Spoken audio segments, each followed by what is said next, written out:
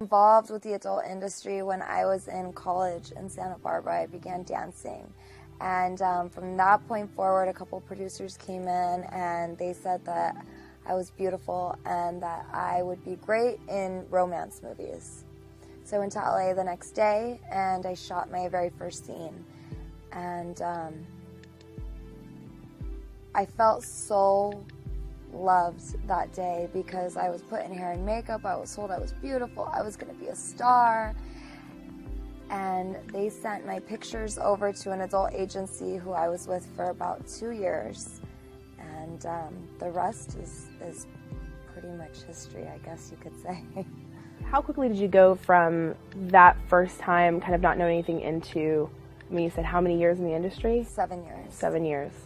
And in that time, how many movies did you make? Hundreds. I did take a year break, but hundreds. I mean, when I was 18, I mean, they would dress me up like a teenager, like a little girl, and they made sometimes 2-3 scenes a day. You know, I was working, I remember working like 60-some days in a row one time. And you talked a little bit before about what kind of toll that took on you, like, you know, what it took to actually get through doing scenes, or where that left you, maybe? Yeah, sure. I mean, not only does it leave you feeling drained, but I had to start finding ways to be able to do the scenes because I was so robotic. I was like a rubber Barbie doll. Like, I had no emotions. I was plastic. Like, you know, I would get undressed from the outfit I would wear to put on this cute lingerie just to get undressed to do a scene, and it led to, I felt so hopeless and so empty inside that I turned to drugs to numb my pain, to get me through. I was no longer Britney. I became Jenna Presley. I became like this, I had an alter ego. I became my alter ego. And the drugs and alcohol just kind of helped me cope with things. You know, I know we talked a lot about the idea of fame. Yeah. Like wanting to be known, or, you know, that it was even more powerful than drugs. I mean, my whole life I wanted to be an actress. I always wanted to be a model. And they're going to put me on camera. Like, yeah, I'll do it. And I always felt like I had to say yes to everything because I felt like that's what was going to give me that credibility as a star. What's that like? What would you say to those girls that you know who are in the industry and where they're at? You know, what do you say to that girl that wants to be famous and thinks that porn is the way to do it? Wanting to be famous my whole life, I guess, just was resorted into wanting to be loved. And I guess I would just tell them that sharing that side of yourself and becoming so empty and feeling so helpless, like nobody, like there's just no hope. You dig such a hole where you're just in this pit of self-pity.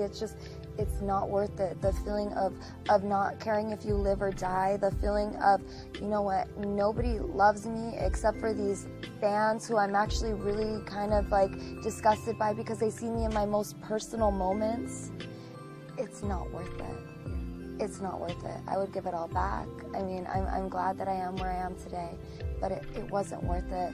All those like lonely nights by myself, like cutting on my wrist and just feeling like, what's gonna happen tomorrow? And I don't really care if tomorrow comes anyways.